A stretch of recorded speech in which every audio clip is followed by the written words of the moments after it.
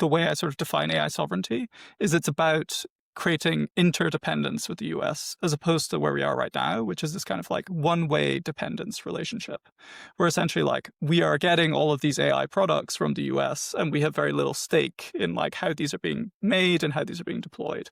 And what we need to do is develop capabilities in the UK that the US comes to be dependent on, such that the US understands that we're in this like interdependent relationship, that like there are important things that they rely on us for in AI. That means that when we reach some kind of like crunch point, when we're debating like regulation or how this technology should be developed or safety issues, that like they will have us putting a bunch of NVIDIA chips in a very fancy warehouse in the middle of the UK is not making the US dependent on you. You know, you're just like strictly a customer here. And it has other like benefits, you know, downstream and how you like use that compute. You can use that to like build new products and do new things with it. But it doesn't like solve this core. China has this like insane energy advantage on AI now relative to everyone else. You know, like I was looking at some of the stats recently. It's like they built 278 gigawatts of solar in 2024, which is like the entire UK capability 3.7 times. Like that's a lot. It's 3.7 UK grids they've built in a year of just solar. And they're like growing their grid at just like such a rapid rate that it's like giving them a huge advantage here. Where like right now the US is like doing really well on AI infrastructure and energy, largely because there's lots of just stranded energy from US deindustrialization.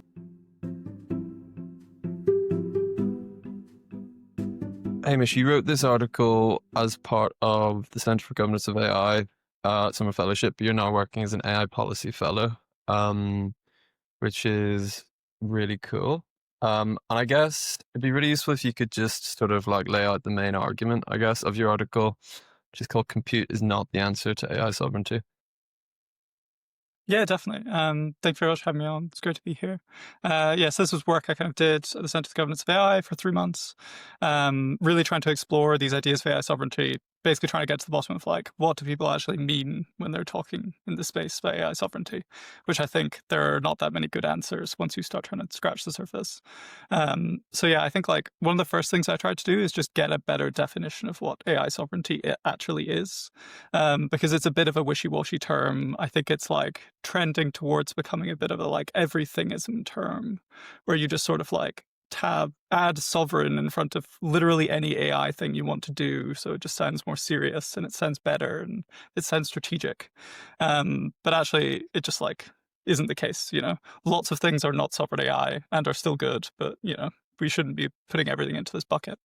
But I think really the way you should think about sovereign AI is that it's this like big picture strategic dilemma where in the AI value chain, the kind of two dominant players are just by far the US and China. Both of these two just have like the strongest positions. They have the frontier models. They're producing the AI accelerators. They're just way ahead of everyone else. So for like every other country in the world, you have to figure out how do we fit into this world where there's two very dominant players. And I think ultimately this is just a generic strategic dilemma. And the answer will be different for like any individual country. So like each country has to figure out for itself what sovereign AI means, basically based on like what they want to accomplish.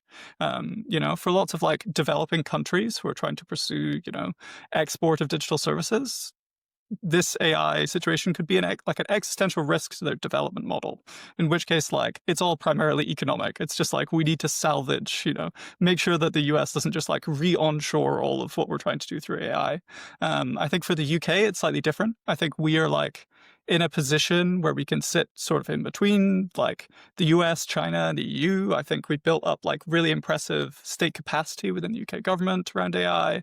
And I think like ultimately we have like a much more ambitious goal, which is being able to sort of freely regulate AI to help shape AI's kind of like development on a much more fundamental level. And ultimately it's like exercising freedom of action in terms of like how AI actually affects the UK society and economy. And this is like a much more ambitious aim and is like much harder to achieve than if you're just sort of like looking for economic benefits.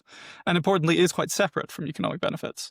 You could have a lot of influence on the development of AI, but not really get any of the benefits. And you would have still achieved your AI sovereignty goal.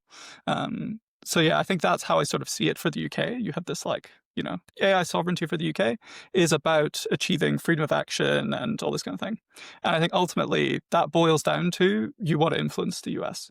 Ultimately we're going to be closer to the US than we are going to be to China. The US is just like the clear leader and the key hub here. And so for the UK, the way I sort of define AI sovereignty is it's about creating interdependence with the US as opposed to where we are right now, which is this kind of like one-way dependence relationship, where essentially like we are getting all of these AI products from the US and we have very little stake in like how these are being made and how these are being deployed. And what we need to do is develop capabilities in the UK that the US comes to be dependent on, such that the US understands that we're in this like interdependent relationship, that like there are important things that they rely on us for in AI. That means that when we reach some kind of like crunch point, when we're debating like regulation or how this technology should be developed or safety issues, that like they will have us in the room, that we like clearly have an important stake on this, and that we have some leverage over them, that if they like want to cut us out, this would be bad for them because they're like buying all these different tech capabilities. They rely on us for like important aspects of like how they're able to like deploy AI and use AI within their own like economy and military and government, etc. So I think this is ultimately like the most powerful frame, is like trying to get towards this interdependence situation. The challenge is that this is like incredibly difficult. The thing is that like everybody wants their own like ASML, the kind of like Dutch chip semiconductor manufacturing equipment maker, who has this like insane monopoly over the most advanced lithography machines that are like essential to making advanced AI accelerators. The issue is that this is just like there's not lots of these lying around. ASML was the result of like this incredible process of like decades-long consolidation in like the uniquely neoliberal 1990s. In 2025, that's not the case. Everybody is trying to find their niche in the AI value chain. Everybody wants their ASML. And so it's like very hard to find one. So then I think, a lot of AI sovereignty discussions in the UK are a bit just like hand wavy in terms of like what's actually valuable for us to build. A lot of what people have landed on, I mean, a couple years ago, it was like Brit GPT, we should be training models. I think people now understand probably that this is like not as good of a model and this doesn't actually really get us much leverage. And then there's questions around like, okay, so NVIDIA chips are the big deal. We want our own AI chips, which is like, fine, you can make a case for this. There's like, cool startups in the UK working on this. And I think this is like good. But I think it's just not clear that this is useful from an AI sovereignty perspective. I think like you can make the case that this is like economically good for the UK. If we have like big successful chip makers, this is like good for the UK in general, but I think just isn't very good for the UK's AI sovereignty, because if you're trying to create this interdependence, you just don't really get this if you're trying to sell the US AI chips, because ultimately the US has other AI chips to buy. Most of the other key players here, whether it's NVIDIA, AMD, Google, Amazon, they're all doing this themselves. And even if you like carve out the specific bit of the value chain, if you say like, we're going to make our own AI chips, this does not give you in any way like independence in this value chain. You're using all of the exact same supply chain aspects that everyone else is using. You're getting them manufactured at TSMC. You're getting South Korean high bandwidth memory. You're having to buy like networking switches from this random Taiwanese company. You're incredibly dependent on the rest of this value chain, which, functionally is very dominated by like US regulatory regimes and the foreign direct product rule and their ability to like put export controls on these capabilities. So even if you've built an AI chip, this in itself doesn't give you any sovereignty. The US could like cut you off from this wider supply chain, and you're screwed. There's nowhere to go. You can't make any more. You're still very dependent on the US, and you're not generating something where the US is dependent on you. So I think this just like doesn't have a very clear AI sovereignty advantage. And I think this is true for just like a lot of aspects of the AI value chain, whether you're talking about like building data centers in the UK, which I think is like another useful initiative. And there's certainly like lots of merits of having data centers and AI compute in the UK. It lets you build out your like public compute resources. It like is, investment, which is always nice from an economic perspective. You can build up like some UK companies like Nscale, who's building out with OpenAI in the UK. This is like good, but again, it doesn't solve your AI sovereignty question. It's nice for other reasons, but like question. So then I think like what you need to think through is like, okay, where actually do we get leverage and where can we build this dependence? And I think ultimately the view I've come to is you have to look at like, what are the future nodes of the AI value chain that are going to be important? Because for almost all of the kind of like existing areas, there's just very powerful US incumbents that like, it's really hard to compete with, you know, even if you like deployed the most incredible industrial policy the UK was capable of, I think you would struggle to really generate US dependence. So yeah, this is where I then get into this idea of like AI middleware, which I can like walk you through. Yeah, that's super interesting. I mean, I think that's such a useful phrase, um, interdependence rather than independence. I think that is a really kind of like both clear but powerful kind of like encapsulation of your argument. It made me, when you were talking about the, like chip sovereignty idea, it made me think of GraphCore because I think they were kind of an early competitor with NVIDIA, and they created kind of like, I think they were called ICUs or IPUs. And it kind of reminds me of the nuclear energy competition, because I think that Britain had their own kind of rival form of nuclear energy to the US, in the form of gas-cooled nuclear reactors. So yeah, it's got kind of like, the idea's got kind of interesting kind of like historical parallels. But yeah, it's a really interesting point that actually like that isn't really what we should be focusing on at all, because it doesn't even create interdependence.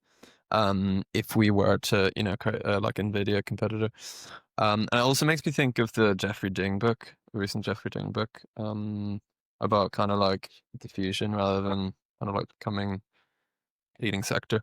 Um, but yeah, I think it would be really useful if you could lay out that idea of like AI middleware, or where you think the UK could, or any country, I suppose, could kind of become interdependent. Yeah, definitely. And the GraphCore case, I think, is like interesting. And yeah, it's like they spent like £700 million and they made like £4 million in revenue at their peak, which, like, to be fair to them, is just like bad market timing, and you just go down the wrong direction. And these startups are hard. I think like now lots of the team from GraphCore, after it sort of went bankrupt and then got bought out by SoftBank, is now this like new AI chip startup, Fractile. And it's like, this is all very cool, and like I wish them the best, but yeah, they just like don't solve this strategic question we're trying to solve. And I think that's where something like middleware is maybe the like better way to be thinking about it. Which is basically, here I'm like thinking through all of the sort of like future things we would expect to emerge that sit in between. If you like going down a sort of value chain, if you imagine it, and you're like moving down from like the semiconductor supply chain to making the AI chips, to putting them in data centers, to like trading the foundation models. Right now, there's not very much below that. It's kind of like OpenAI trains a model, they put it into ChatGPT, you use ChatGPT. This is like a very simple, like, vertically integrated setup. But I think you should expect this to just become much more complicated in the future. And like for many more parts of the value chain to sit between the foundation model and like the end use, where the end use here is almost certainly going to be an enterprise user, because this will be like the much bigger market over time than the current like consumer dominated chatbot products. And just like enterprises are going to have loads and loads of like really different needs in terms of how they integrate these systems and like build new workflows around them and do all these like interesting things where they're like actually automating stuff and, diffusing these deeply into their processes in the way that we actually get all the like productivity gains that we want out of this technology. So like a few of the things like I would put in this like middleware bucket would be if you're like taking models and you're altering them in various ways. So this could be like you're fine-tuning models on specific data sets. You're kind of like downstream developers where you're not like, you're taking the OpenAI model, you're then just like using other data to change it, to like suit it to what specific task you're trying to achieve. And then you're either like vertically integrating that into your product, or you're like selling that on to someone else who's like putting that into a product that they're then selling to an enterprise. Or you have like this new mode of like reinforcement learning that's become very powerful. Lots of the kind of frontier model companies are like pursuing building these reinforcement learning environments to make models much more capable at like very specific tasks. The most successful one so far being kind of like coding tasks where you're able to just like get lots and lots of gains by having models do this reinforcement learning process. If this process is like really effective, which it seems to be, you would expect to want to do this for like basically every other sector of the economy by the end of, getting to 100% automation or whatever crazy future endpoint. That you're going to want to find like the right data, and you're going to want to find the task, and you're going to want to train the model to be just like superhumanly good at doing that task. And OpenAI and Anthropic and Google simply like can't do this work for every sector of the economy. Eventually they just become too big, they become too unwieldy, there's regulatory barriers, there's like recruiting the actual like people to do this thing. Apparently there was some article OpenAI has hired like 100 old investment bankers to try to create data to do like better financial modeling. Oh, But really? it's just hard to do this for like every industry on the planet. I mean, I was really surprised that I've been quite surprised how many different industries OpenAI are trying to target. They're like, I saw they're trying to make like an animated feature film, which seems just really surprising. I have no real idea why they decided to do that, but it's intriguing. But no, I mean, the general point, like, I mean, that just seems to make a lot of sense that there needs to be kind of like specific parts of society that or specific verticals that integrate AI into the business process in kind of specific deep ways. And I guess it kind of it tallies with a lot of kind of historical research about how like technological change happens. It takes like quite a long time to show up in productivity and involves changing business processes, etc.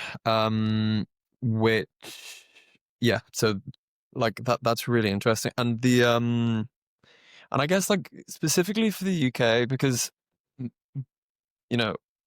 kind of like AI middleware idea, like I've always thought the UK is in a great, when I say great position, I always thought the UK is in like a central position in terms of AI, given that DeepMind was started in the UK, and it's arguably one of the most, well, probably the most successful like AI company in terms of, you look at the full range of different breakthroughs they've kind of, I mean, in terms of kind of like AI research, it's probably potentially the most successful in terms of all the different like breakthroughs, like AlphaFold, AlphaGo, etc., etc.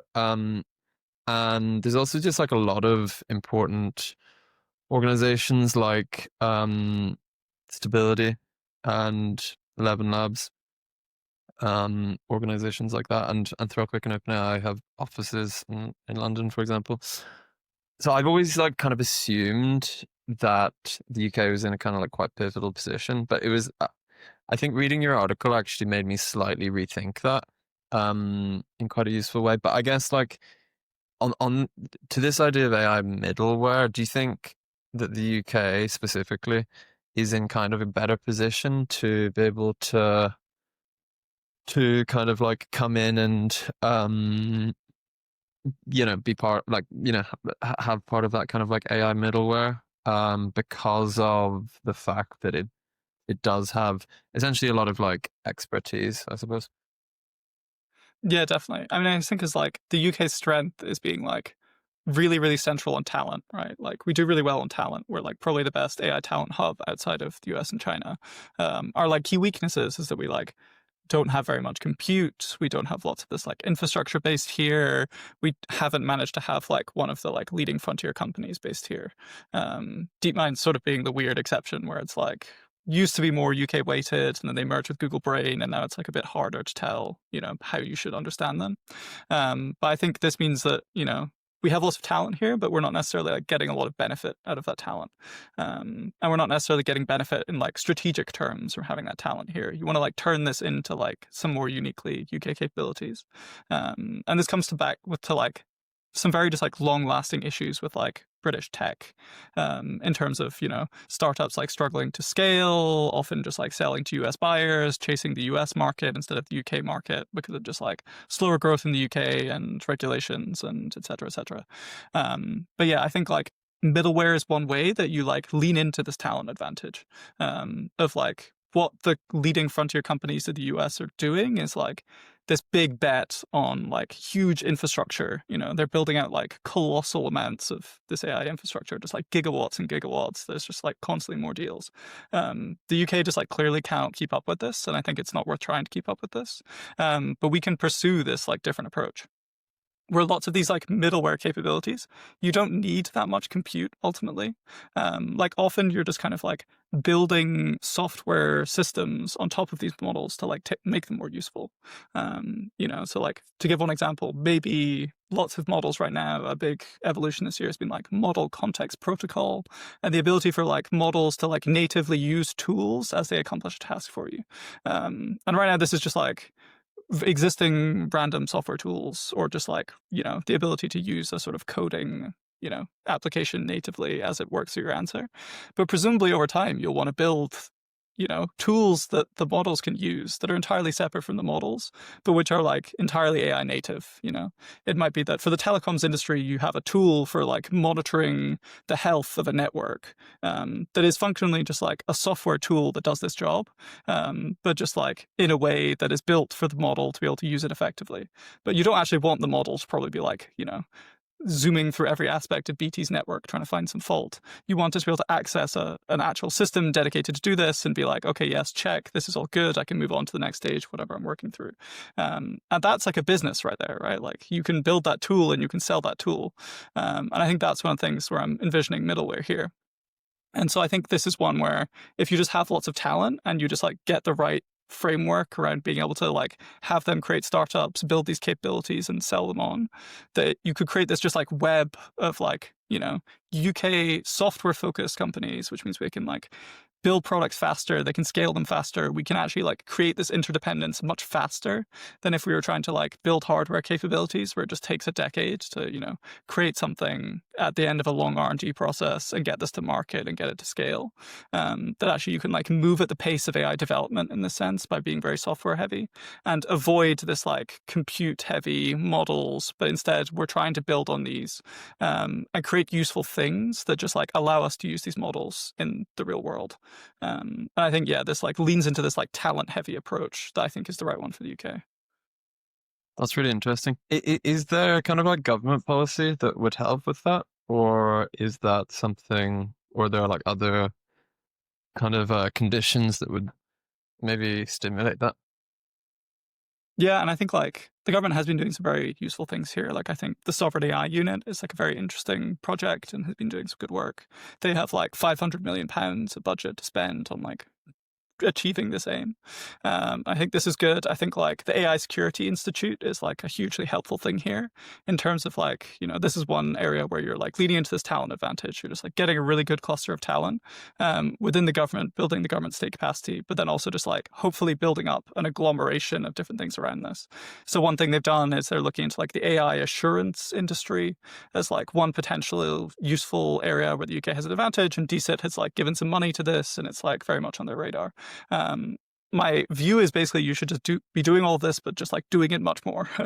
That I think there's all this work happening, but there's like insufficient urgency behind it for like how quickly things could change and how powerful the capabilities could get.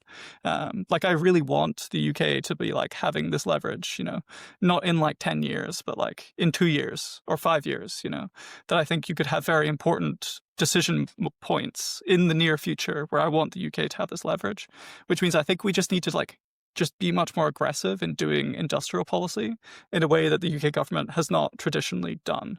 And I think this is just like, you basically have your key levers, which is capital and its talent, and compute, where compute is like kind of a function of capital. And you just need to like go super hard on these. So you have the Sovereign AI unit.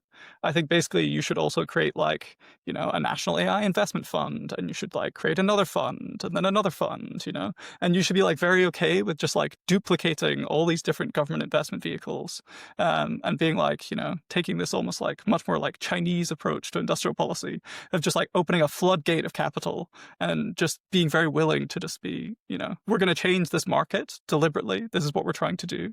We're just going to try crowd in much more competition to these sectors we think are strategically important. And we're going to do this in like a really big way, which ultimately has a lot of downsides. It ends up being you will create waste, you will make mistakes, some of these companies will fail, you have no guarantee of success. But I think if you really understand the urgency, I think we should have here, that you're like willing to do this, you're willing to put a lot of money after this goal.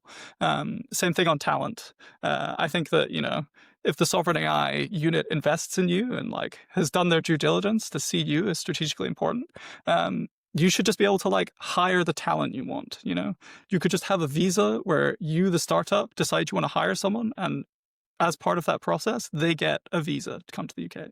You just skip all the home office fees, you skip all the home office vetting, pretty much, and you just delegate this power to the firms that you think are really important.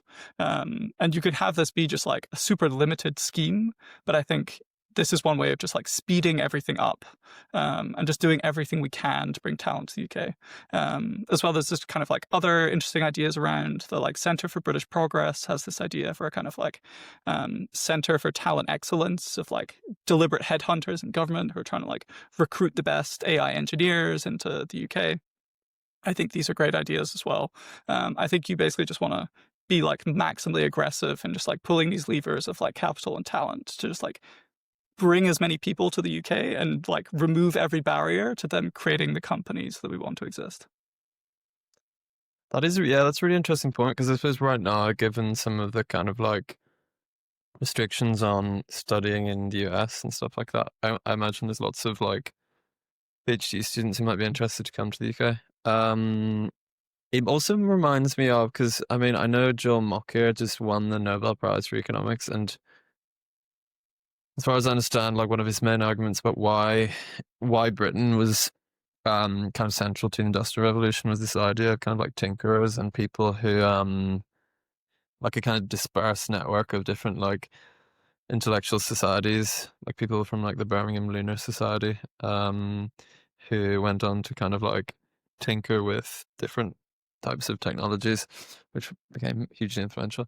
And I sometimes wonder about that. Like, is there something around supporting like a dispersed kind of like experimental culture? And maybe the best example I've seen of this is maybe like Kaggle. I don't know if you know Kaggle, but it's like an online like data science competition thing. And like, I feel like that's a kind of like, I mean, yeah, that's one example of kind of like a tinkering sort of like, it's like experimental culture. But yeah, so I think it's like a really interesting idea to like lean into the UK's kind of like wealth of expertise and kind of like capacity of it, of the people. I think that's really interesting. And I guess because but one thing I was going to ask about what you were saying about the kind of like funding, I thought that was a really interesting point about basically just providing more of it, and it's fine if there's like overlapping kind of like pools of funding. Um, and I also thought your point about like the AI assurance industry is really interesting, because I mean, it does feel like the UK has a lot of important kind of AI safety and AI governance organizations.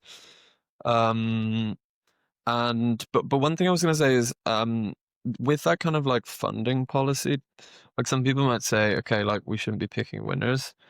Um, I have heard Tim Wu, he's called Tim Wu. He's like an American, kind of like academic slash policy,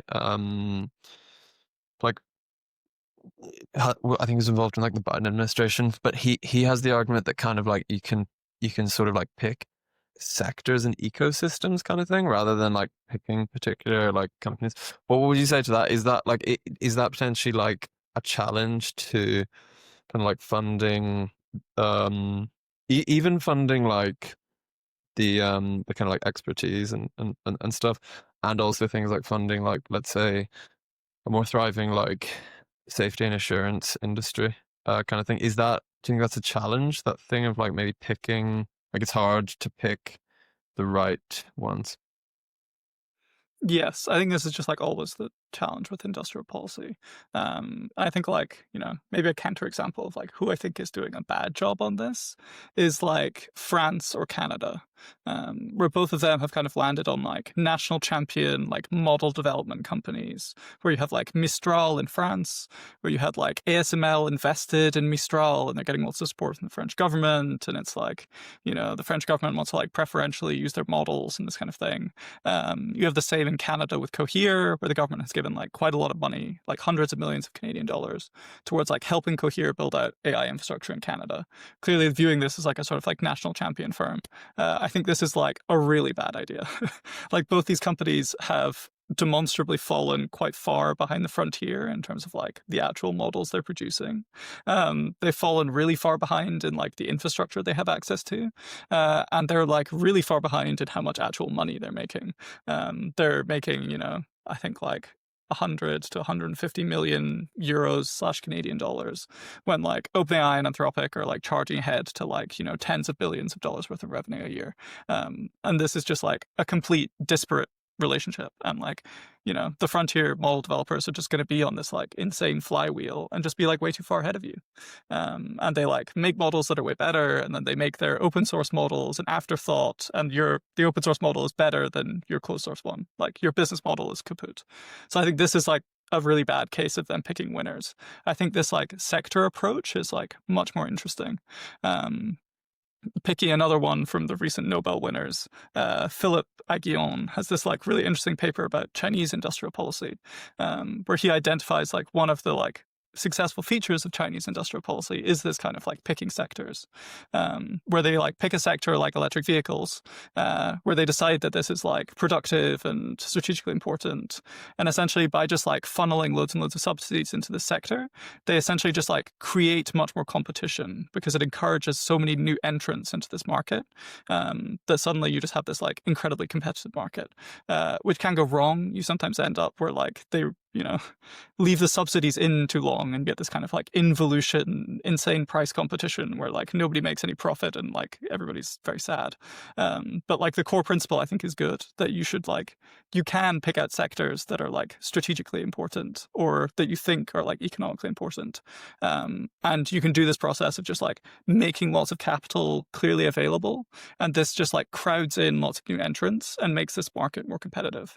And I think this is the vision for like how this goes well in the UK, is that you identify some of these sectors. You think like, there's a lot of opportunity here. We want to like put a lot of capital on the table that we're willing to basically, subsidize the market here in a sort of anti-market way. You're trying to shape the market to like not develop how it otherwise would.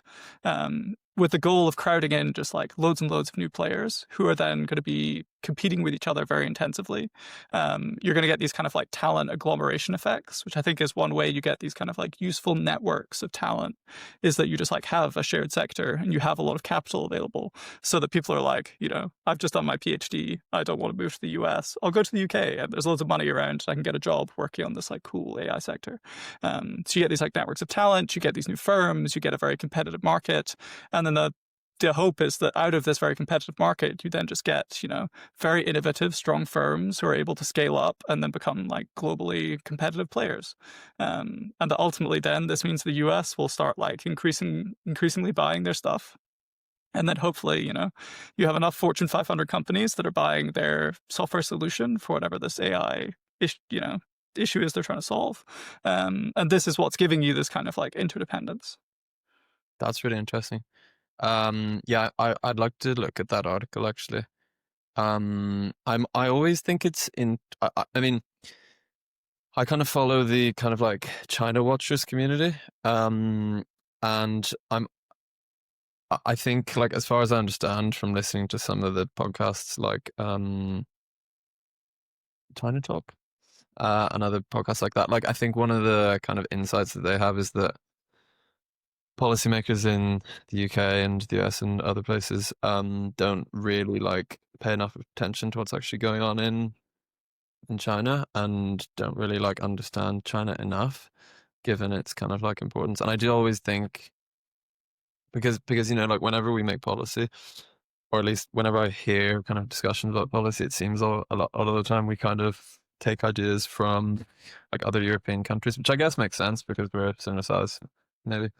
But yeah, I always think it's interesting that people don't seem to, or at least people people that I hear talking don't seem to like take as many ideas from like Southeast Asia or China. But one thing I was gonna, yeah, one thing I was gonna ask though is like, are there any countries that you think are doing this well? Like, are they're approaching AI sovereignty well, and maybe like creating some sort of like interdependence. I mean, because I thought the France and Canada examples were really interesting. About I hadn't really thought about that actually, about how Canada's supporting. I didn't actually even realize that Canada was supporting Cohere, and then the like France supporting Mistral. That was a really interesting point. But yeah, are there any countries that you think are doing well?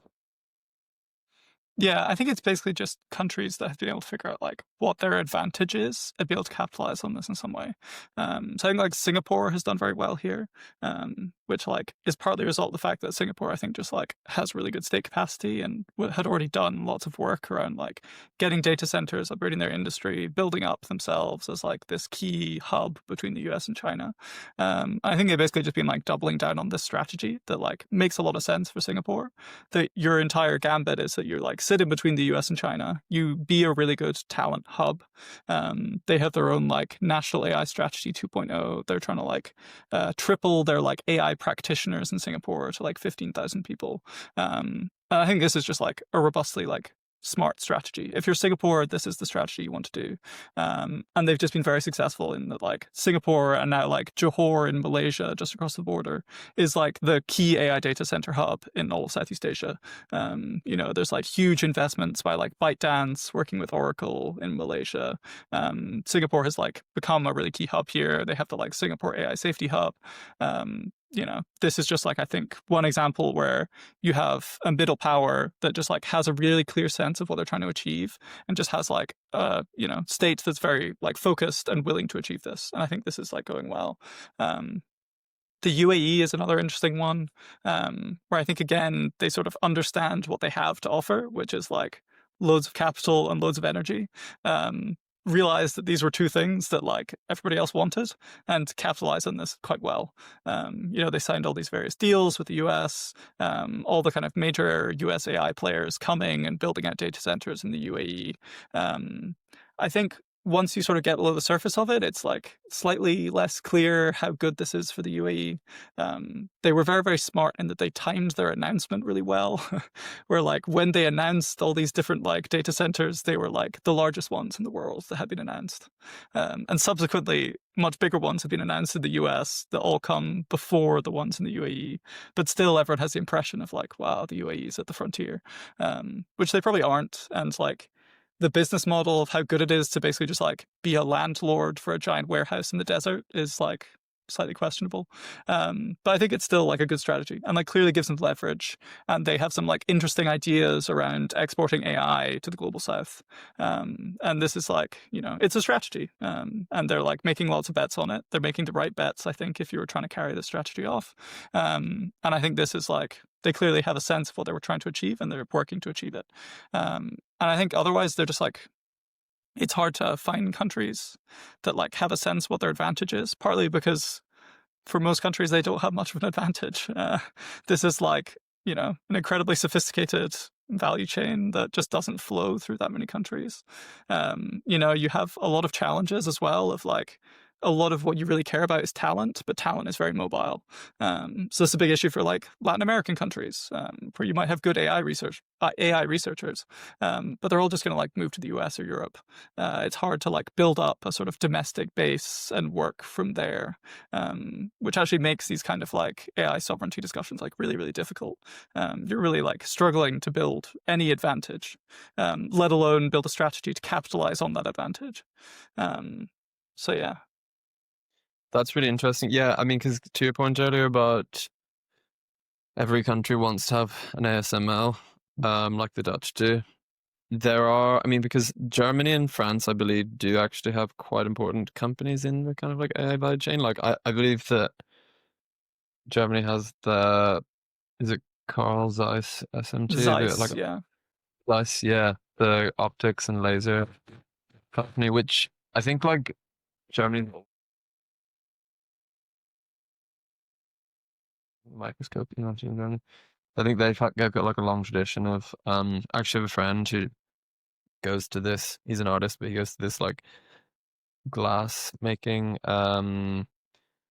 like conference in the Black Forest every summer. So I think there is like a tradition of like it's probably like an ancient, really not ancient, but really old tradition of kind of like German expertise in kind of like glass, which is kind of interesting that they do seem to make like lenses for ASML and stuff like that. And I think they have like kind of chemicals, which again is a really old German industry, like they have like chemicals companies and stuff. But yeah, as in it's interesting. There are, as you said, there's only like a handful of companies. It's basically like France, Germany, the Netherlands, and then like South Korea, maybe in Japan. But like other than that, is that right? They're kind of the countries that do actually have companies Yeah. in the supply chain. Yeah, because I Um, think right now, like the question of leverage is just like very tied to like the semiconductor supply chain, and like most countries don't have a lot of stake in the semiconductor supply yeah, chain, but yeah, like South Korea, Japan, Netherlands, Germany, they really do, and that just sort of gives you a leg up. yeah. And it's interesting because I suppose going back to your point about the UAE have worked out that their advantage is, well, part of their advantage is that they have, loads of energy, loads of like fossil fuel based energy. Um, I mean, do you think that the UK should accept that, like, because the UK relative to other countries doesn't have like a kind of like energy advantage, I suppose. Do you think the UK should kind of just accept that, or do you think I don't know if this is very naive, but I have heard some people arguing that like AI is an opportunity to build really like comprehensive renewable energy infrastructure. Do you think that's like a kind of like realistic possibility that a country like the UK should be considering? Yeah, it brings me like great pain, the energy situation in the UK. I would wish it were not how it is. Um, and I do think that like AI is an opportunity to like try to change this. That like right now we're just in a very bad position on energy. This is very bad for AI. It's also just like very bad for loads of other industries and loads of other reasons. And I think there is a good case that AI is like it helps you encourage lots of these like more innovative energy solutions. It kind of is a bit of a forcing mechanism to help you confront some of these just like long running, the grid is super slow and we need to like, spend lots of money on expanding the grid, on building interconnections. We need to just build out lots more like, generation capacity of renewables. I'm very supportive of like trialing new things like small modular nuclear reactors and just like building out more of the kind of like traditional nuclear power stations. I think all of this is like really good. The issue is it's just like, even if you speed it up to like my dreams of how fast it could be, it's still quite slow. That you're trying to compress like a real like decades long project into maybe a decade if you're being like super ambitious. But we're just like coming from a really weak position here. It's like UK industrial electricity prices are like over 300 US dollars per megawatt hour compared to like 82 in the US. This is just like really tough. You're just dealing with just like way, way higher prices, and you're dealing with just this like long accumulation of like issues and challenges. And yeah, I think AI is a good forcing mechanism to help us try solve some of these, but I think the UK cannot rely on fixing these problems in the medium term. I think we like keep working at them, but like if we're trying to build our strategy for like trying to achieve things in the world, we can't rely on solving these problems because I think they're just like so difficult. Yeah, it is I mean, yeah, because partly I am excited about the idea that it could be an opportunity to build like renewable energy infrastructure, because I think like solar is, I think I'm around saying that like solar energy is one of the kind of quickest forms of energy to like build capacity in, and also like wind energy is quite quick as well, like in terms of kind of getting everything improved um and stuff. But yeah, it as you said, I guess the UK is kind of coming from relatively like a position of disadvantage. My my girlfriend's dad is, or he lives in Dubai, and one of his favorite questions well, not one of his favorite questions, but something he quite often asks me is like, what's the energy price per hour in the UK? And it's like, like 20 times more than it is in Dubai or something. Um, so yeah, it's I don't know. Yeah, I'd hope that it could be an opportunity, but yeah, it's kind of it's a good point about like how long it takes to build the infrastructure, and that's one of the considerations. I actually read about your article on Jeffrey Ding's Substack, which is called China, which is in it really interesting stuff. Substack about like articles from China about AI. Um, and they seem to be a country who have lent in most to like thinking about their energy system in relation to AI. I guess, I mean, this is a relatively speculative question, but like, do you think there's anything that the UK can kind of learn from that? Because I saw recently they had in their China like AI plus policy, they have like an AI plus policy for like every different industry.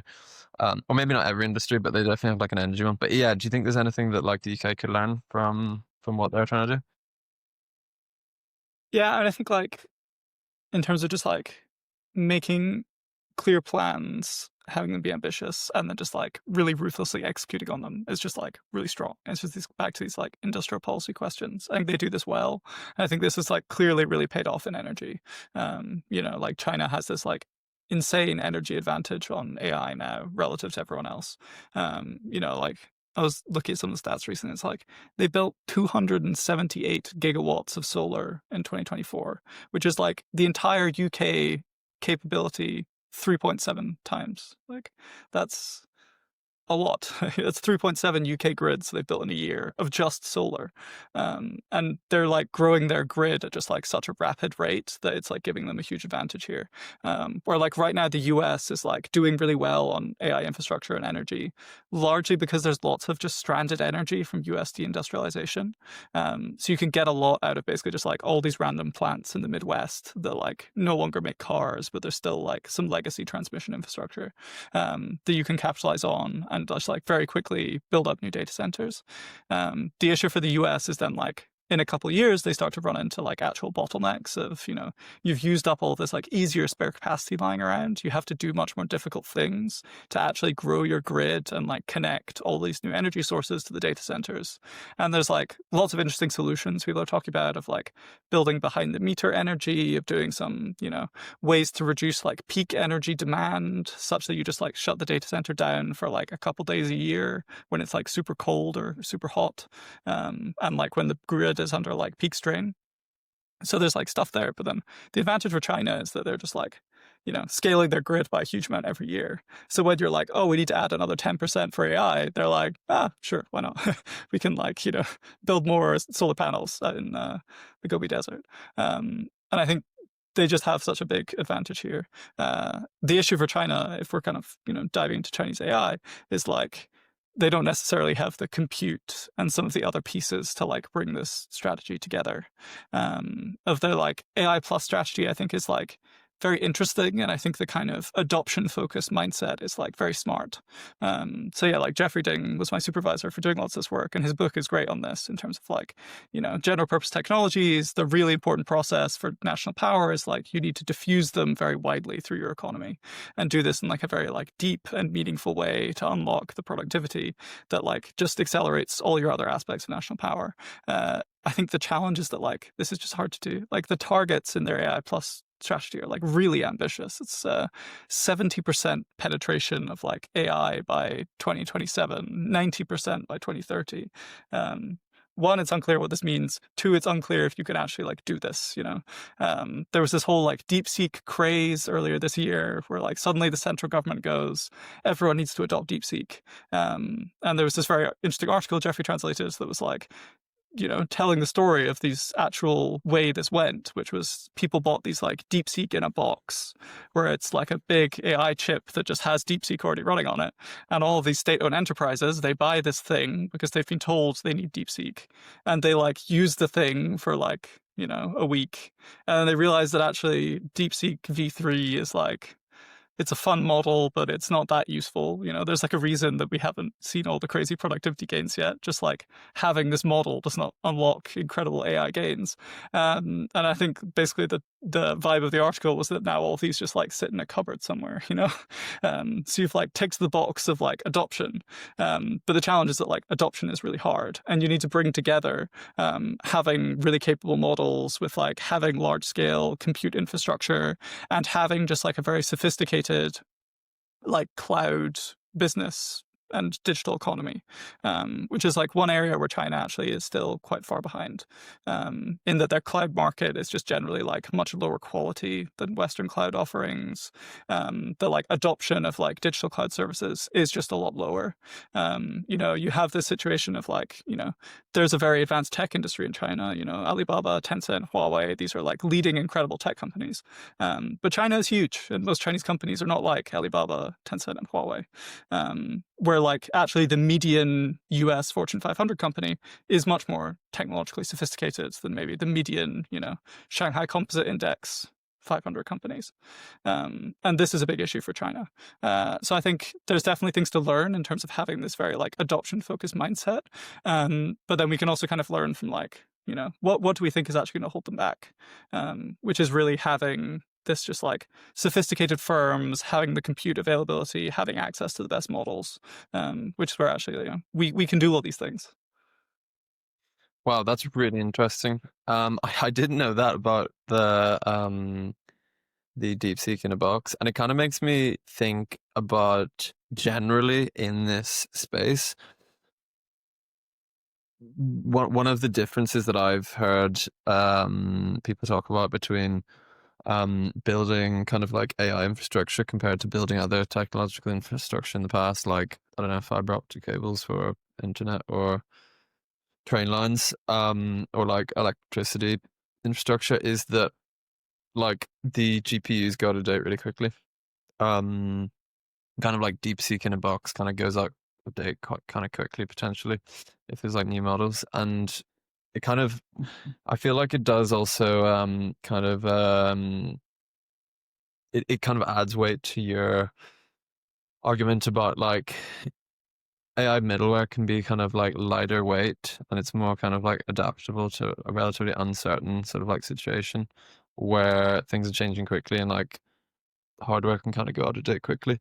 So yeah, I think that's a really interesting like anecdote. I didn't know about that. I also think when you were just talking about the US, the one of the reasons the infrastructure, you know, they've been using up all this spare infrastructure from deindustrialization. Um, that's another interesting one because it would be amazing if AI could support like a reindustrialization kind of like program in the US or elsewhere. But the problem, I suppose, is that like data centers don't really have their own jobs associated with them. So sadly, I don't think it will. And yeah, but I thought, but yeah, that's a really interesting point. I also didn't really know that about basically a lot of the data centers are using up that like spare capacity. Um, but so this is I mean, it's interesting because like we've talked a lot in this conversation about kind of like historical sort of like comparisons or historical analogies that might be needed and or like are used and needed. And I was interested to get your take on the argument of David Edgerton. So he wrote a book called The Shock of the Old, where he basically argued that, well, he tried to think about use rather than invention as the most important kind of like process in technological change. And then also he argued that like lots of new technologies are wrapped up in older ones.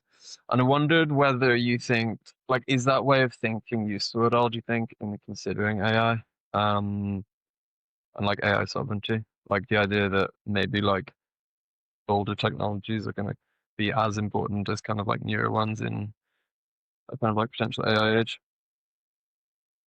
Yeah, I think it is very helpful. And I think you already kind of like see this in practice, like with some of the like infrastructure build out in the US where, you know, you have OpenAI in Texas and like the things that they like desperately want more of are like these like natural gas turbines Yeah. that like no one has cared about their production for like, you know, 2 decades, and everyone thought that like the production forecasts were basically going to like completely die off because of renewables build outs, and like, you Yeah. know, heating and like ventilation technicians, which is like two Yeah. things that you would not immediately identify. Yeah, and SMRs, because you were talking about small modular reactors as well, like the nuclear um energy small modular reactor. Because I mean, I think I'm right in saying they're invented by like the British Navy in like the 1950s or something like that. But yeah, they're kind of coming back in. Yeah, but and that's really interesting. Yeah, and I think there are probably just like lots of ways that AI interacts with like older technology. I think it's very interesting.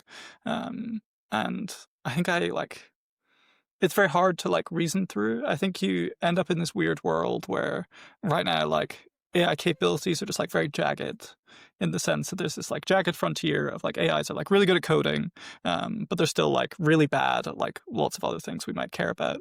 I think there's good reasons to just like expect this to continue being true.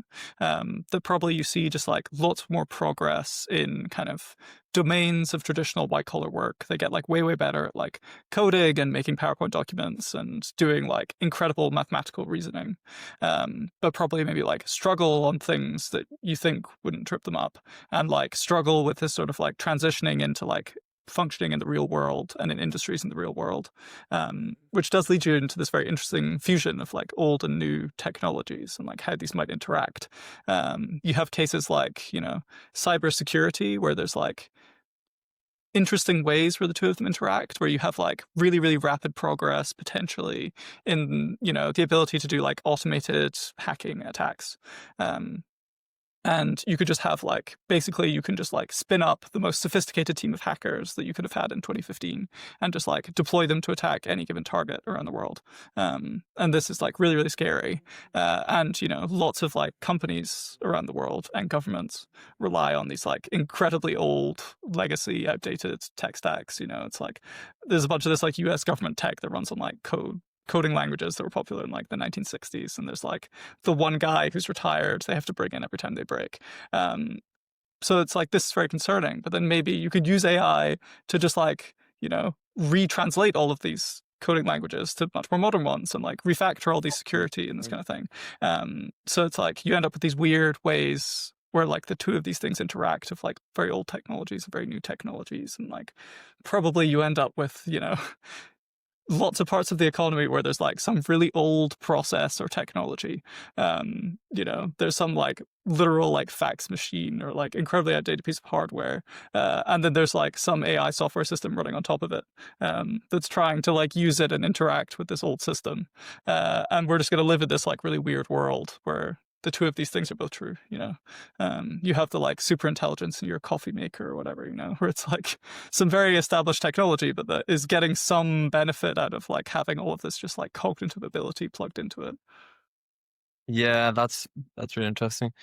Another, yeah, I also wonder, just as you were speaking there, I was thinking, like, that's a really interesting point about kind of like short, you know, old programming languages. Like, could AI help to kind of like retranslate those in some way? And it made me think about the trait, like the kind of the ratio between like building versus maintaining technology, because I think that's something else that David Edgerton argues. He argues that like we think about kind of like building new technologies much more than kind of maintaining and repairing old ones, whereas like maintaining and repairing old ones is actually more important, according to his argument. Um, but it's an interesting, like I think that's an interesting question around like in like an AI future, would like could AI actually mean that there's more maintenance and repair needed? If there's like, let's say if there's, you know, just more complicated and larger scale systems at play. But yeah, I mean, the use of historical analogies, I think, is really ubiquitous in talking about AI. Maybe it's like too ubiquitous. I heard Sundar Pichai, he compared AI to fire, and if you listen to like Demis Hassabis or really any like AI leader, um, they often talk like compare AI to the Industrial Revolution or other things. And I've heard, I mean, some people say that like China, according to its policy, seems to consider AI more akin to like electricity or the internet, whereas the US, according to its policy, and this might be a simplification, seems to be thinking about AI more akin to like developing like the atom bomb. Um, and that kind of like informs their policy in that US policymakers are very worried about like takeoff scenarios, maybe more so than Chinese policymakers. But yeah, in general, do you think that using historical analogies is more like useful or more kind of distracting when thinking about like AI and generally like AI sovereignty? I think generally they're useful. I mean, I studied history, so I'm like contractually obliged to give this answer. But I do think it's like very helpful. I think just from the kind of like general, in forecasting, you have like the outside view and the inside view, where the outside view is just like ignoring the specific thing you're trying to study and just figuring out like, okay, what's like the right reference class? What's like the way we've understood previous incarnations, whatever this thing is. And I think that's where historical analogies are just like really, really helpful. Of like you just want a reference class you can base off of. And I think this is like where these kind of previous general purpose technologies are like super useful. Like I think electricity and steam are just like two really good examples of previous technologies that apply across every sector of the economy, and we can draw a lot of like interesting conclusions from these, like kind of what Jeffrey Ding does in his work of like studying in detail quantitatively how these diffuse across an economy and when the productivity effects kick in. So we can learn like, okay, general purpose technologies, the productivity effects probably come 2 decades to 3 decades after their widespread diffusion. This is like really good to know. But then you can do the kind of like inside view, which is where you really are just like interrogate the specific thing you're interested in. And I think this is where you get to a bit more like AI is the atom bomb of like, there's things about AI that are like kind of crazy and actually very different. That if AI can function as just like a substitute for human labor, this has lots of really crazy consequences that no other technology does. And I think it's really useful to like actually interrogate these differences, because maybe previous general purpose technologies took 2 or 3 decades, but maybe one of the reasons why they took so long is that there just like weren't that many good metallurgists and like iron engineers and people who were able to like make steam engines, and so the kind of like skilled engineers who actually like learned how to make a steam engine and then went and worked in this like completely unrelated industry and was like, you should plug in a steam engine. There just wasn't that many people. But if AI can substitute for these people, then maybe these processes can go like much faster. So then you can kind of like more easily debate, okay, if previous general purpose technologies took 3 decades, how fast do we think AI can speed up this diffusion process? Maybe it pushes it down to like a decade, maybe it's 15 years, maybe it's like 5. And I think this is like where they can be very helpful, is because they just give you something to like base these discussions off. Because I think otherwise you can end up in like if you go like too inside view and you go too like, AI will like change absolutely everything, then you get lots of these like economic models of explosive growth from AI, where you're just like, you have a model of what growth is, and you're like, okay, AI is a perfect substitute now. What happens? And the answer to what happens is that like you get like stratospherically crazy economic growth. And I think this is like helpful in some ways, but also you just have lost some of this like reference class and understanding the history that maybe like grounds your answer a bit more and brings you a bit closer to what I think is like a better forecast of the future. Do you think that it's useful or do you think as like policy makers, um, people should like think about a number of different scenarios and kind of like hedge their policy bets, I suppose? Or do you think it's more useful to kind of basically like decide what scenario is most likely, like let's say like I don't know, 2028 takeoff or something, and kind of like develop policy accordingly? Yeah, I think you basically just like have to go in with different scenarios and just like understand the differences between them. And I think, ultimately, states are like big and they have lots of money and they can do these multiple things. I think you should like be worried about the 2028 takeoff. We just like have lots of uncertainty about like whether this is possible or whether it could happen. And probably you want the people in the AI Security Institute like really thinking this through in detail and trying to figure out what the mitigations are. And we should like put some work to preparing for that world. But then equally, I think like the AI as electricity, the AI as normal technology is like also true that there's just going to be like lots of like actually in practice very like boring mundane ways that AI is diffused across the economy. There's going to be like so many really dull pitches to venture capitalist investors about AI for X random thing, and lots of them will be like very useful and will give us good economic growth, but they're just like not very interesting or flashy. And you should just have people working on thinking about both of these worlds. And yeah, from a policy perspective, it's tricky because sometimes you'll end up in like trade-offs between the two of these. There are some things you might do to prepare for this like crazy takeoff world that are like unhelpful for this other general slow diffusion normal technology world. I think probably those are like worth taking the trade-off of. I'm quite scared of the takeoff world, but I guess we just need to go through the process of just like trying to sketch out these possible futures and just having people like debate between them and figure out what we think is important and what are the best, like most robust ways we can prepare. I agree. This is the last question that I was going to ask. What is your kind of like best case scenario for kind of like, yeah, what's your best case scenario for how like AI plays out? Uh, you leave me on like the hardest possible question, which is slightly mean, but I'll give it a go. Um, I think, we have the first easy box of like, it doesn't kill us all, which is like, yay. This is excellent and is like a pretty necessary condition. We have the second tick box, which is that it doesn't lead to some like crazy concentration of power that destroys all our democratic institutions, which I think is like also a real worry.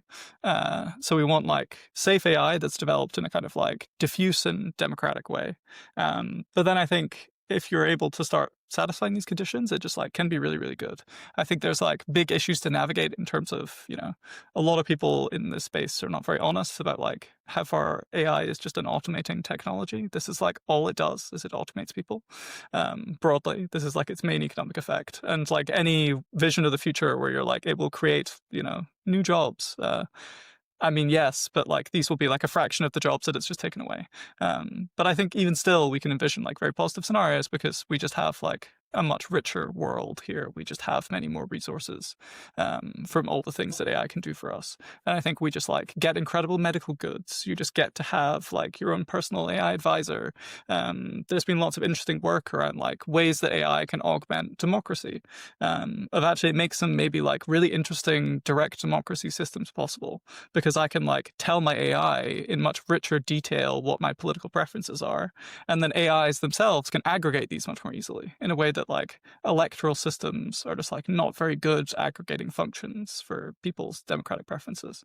So I think like ultimately the kind of like flourishing positive world is one where just like everyone is richer, everyone has much better healthcare, everyone has better governance, and people can just like live freer, happier, richer lives. And I think like this is hopefully the goal that we can work towards.